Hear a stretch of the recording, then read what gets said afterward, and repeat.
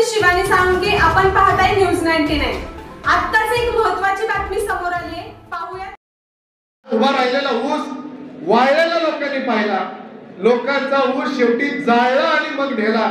अशा पद्धतीचा जो शेतकरी स्वाभिमानी विचाराचा माणूस आहे तो आता ह्या चिडीतनं माघारी घेणार नाही याची मला सुद्धा खात्री आहे।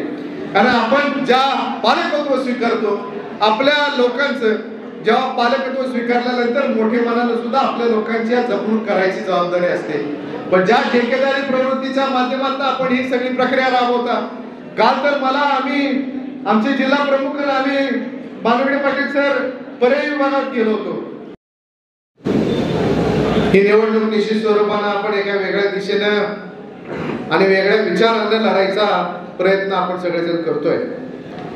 ही निवडणूक केवळ एका मतदान प्रक्रियेसाठीची ही प्रक्रिया नाहीये।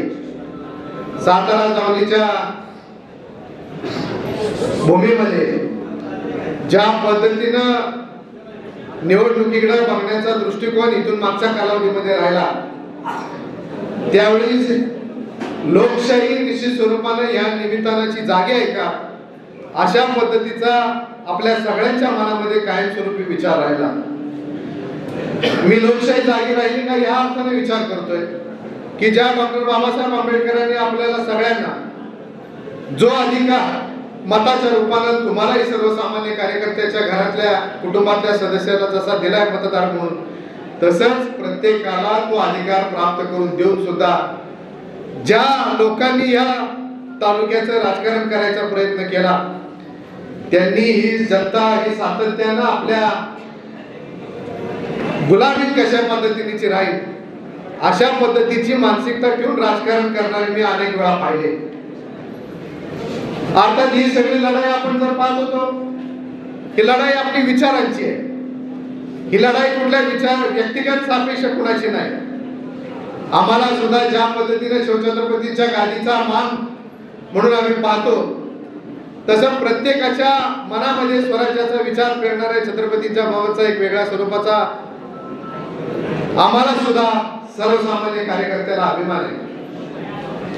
या तालुक्याच्या राजकारणाच्या बाबतीमध्ये आपण बघितलं, या तालुक्याच्या राजकारणामध्ये सर्वसामान्यांचं राजकारण कुठेतरी दुर्दैवानं बाजूला जातंय का अशा पद्धतीची भावना गेल्या 15 वर्षापासून माझ्यासारख्या कार्यकर्त्याला पाहायला मिळते। एखादा चांगला कार्यकर्ता जो सक्षम आहे, ज्याला समाजाचा विचार आहे, ज्याला राजकारण करताना समाजाला धरून कसं असावं, गावाच्या विचाराला धरून कसं असावं, ही माणसांची पद्धत काम करण्याची जी असताना केवळ आपल्या राजकीय चौकटीमध्ये सांगितलंय, जे महाराष्ट्रातनं गेलं ते परत आणणारच। हा महाराष्ट्र महाराष्ट्र आहे, त्याचं महाराष्ट्र पण अखंड राखणं ही तुमची आमची सगळ्यांची सगळ्यात मोठी जबाबदारी आहे, सगळ्यात मोठी। अहो काय परिस्थिती आहे मला सांगा। मुंबई मधलं IFC सेंटर गुजरातला हलवलं, एअर इंडियाचं कार्यालय गुजरातला हलवलं, सगळी मुख्य कार्यालय गुजरातला। मुंबईमध्ये शिवसेना आहे म्हणून जावळीकर मुंबईकर आहे। जर मुंबईत शिवसेना नसती तर जावळीकर मुंबईत असते का हा सगळ्यात मोठा प्रश्न आहे। म्हणजे आमच्या इथं सातारा विधानसभा मतदारसंघामध्ये निसर्गानं सगळं दान दिलंय। म्हणजे नुसत्या पर्यटनावर हा सगळा तालुका सुजलाम सुफलाम होऊ शकतो, पण गेल्या कित्येक वर्षात पर्यटनाच्या दृष्टीने इथं काय झालं? काही नाही। आम्ही रोजीरोटीसाठी मुंबई गाठायची का तर मुंबईत उद्योग आहेत, मुंबईत प्रकल्प आहेत। आता या महायुतीच्या सरकारनं मुंबईतले प्रकल्प सुद्धा गुजरातला हलवले, मग आता जावलीकर काय गुजरातकर होणार का? नोकऱ्या करायला का गुजरातला?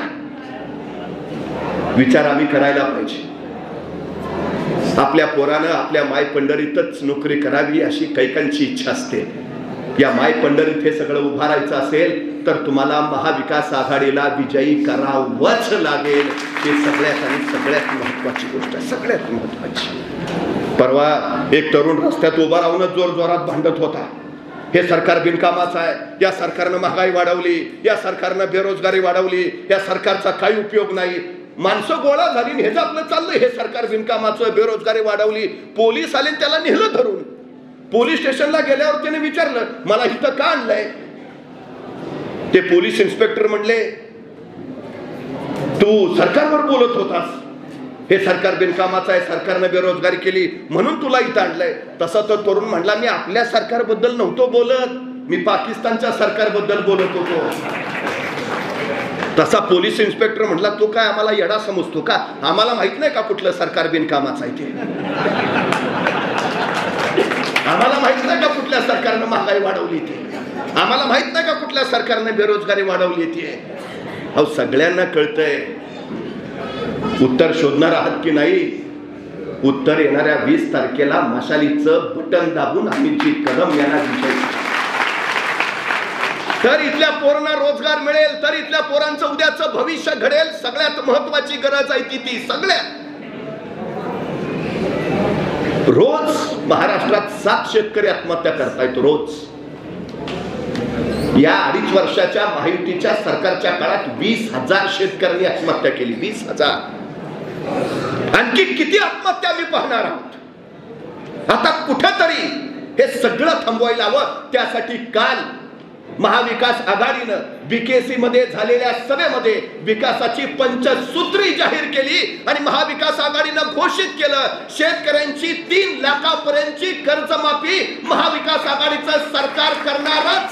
जे नियमित कर्ज भरतायत त्यांना 50,000 प्रोत्साहन अनुदान देणारच. आरोग्याचा 25 लाखापर्यंतचा विमा सगळ्यांना मिळणारच आणि इथून पुढे सगळी औषधं मोफतच असणार, हे महाविकास आघाडीनं सांगितलं.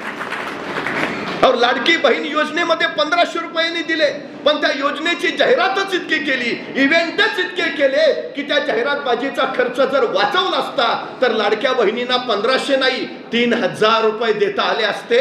महाविकास आघाडी सरकारनं ठरवलं आमच्या या महिलांना महालक्ष्मी योजनेअंतर्गत 3000 रुपये द्यायचे आणि मुली असू द्या महिला असू द्या सगळ्यांना मोफत एसटीचा प्रवास. सगळ्यांना.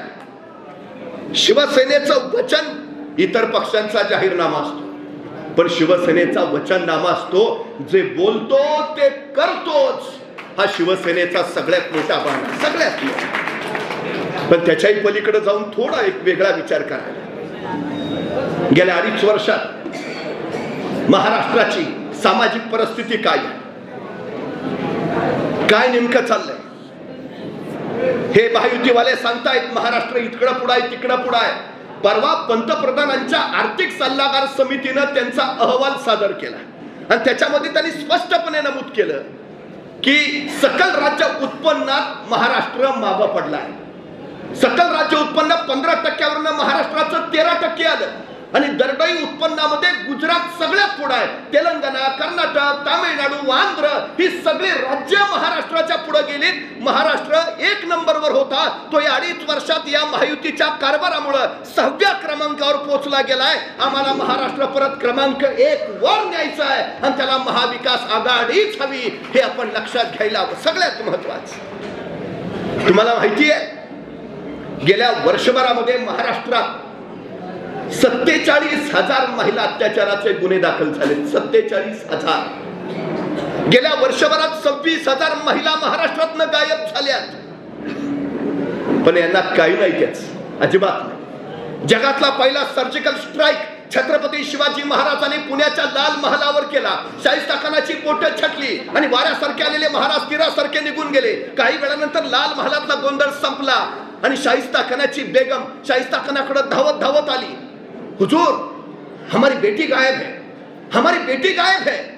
त्यावेळी शाहिस्ता खान तिला म्हणाला, शिवाजी राजांची माणसं आपल्या पोरीला पळवणार नाहीतच, पण जर चुकून तसं काही घडलं असेल तर बेफिक्र रहा, शिवाजी राजे पोटच्या लेकी सारखीच तिची काळजी घेतील.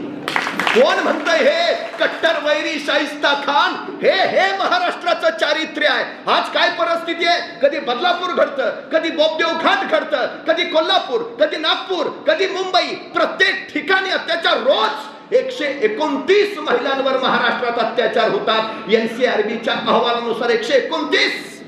उद्धवजी ठाकरे मुख्यमंत्री होते. महिला सुरक्षा आणि महिला सन्मान यासाठी त्यांनी शक्ती कायदा आणला. पण उद्धवजी ठाकरेंनी आणलेला शक्ती कायदा या महायुतीच्या सरकारला गेल्या 2.5 वर्षात केंद्राकडनं धड मंजूर करून घेता आला नाही आणि त्याची अंमलबजावणी सुद्धा करता आलेली नाही. ही सगळ्यात मोठी वस्तुस्थिती आहे. महिलांचा सन्मान हे महाराष्ट्राचं सगळ्यात मोठं ब्रीद आहे, सगळ्यात मोठं. नाहीतर कुठला घटक सुखी आहे या 2.5 वर्षात? काय परिस्थिती आहे इथली? उद्धवजी ठाकरे मुख्यमंत्री होते, महाराष्ट्रातला एकही उद्योग गुजरातला गेला नाही, एकही. पण उद्धवजी ठाकरे मुख्यमंत्री पदावरनं खाली उतरले आणि रोज एक उद्योग गुजरातला निघाला. रोज 5 लाख नोकऱ्या देणारा वेदांता फॉक्सकॉन गुजरातला, टाटा एअरबसचा प्रकल्प गुजरातला, बल्क ड्रग पार्क गुजरातला, सिंधुदुर्गचा पाणबुडी प्रकल्प गुजरातला, 17,000 कोटींचा डायमंड बोर्स गुजरातला. 2.5 वर्षात महाराष्ट्रात किती नवे प्रकल्प आले मला नाव सांगा, एक सांगा. किती नवे उद्योग आले, एक सांगा. तुमच्या सातारा विधानसभा मतदारसंघात किती नवे उद्योग उभा राहिले गेल्या 2.5 वर्षात सांगा, एक नाही एक. 42% पोर आमची बेरोजगार आहेत. मराठी पोरांच्या तोंडचा रोजगाराचा घास यांनी हिरावला. हे महाराष्ट्र सरकार चालवत होते का गुजरात साठी सरकार चालवत होते? 2.5 वर्ष हा सगळ्यात महत्वाचा प्रश्न आहे. काल त्यांनी महाराष्ट्र विजन काढलंय. कसलं विजन? आता उरलं सुरलं आहे ते सगळं गुजरातला घालवायचं. मतदान करताना विचार करा, तुम्हाला महाराष्ट्राचा विकास करायचा असेल, अमित कदमांना मत द्या.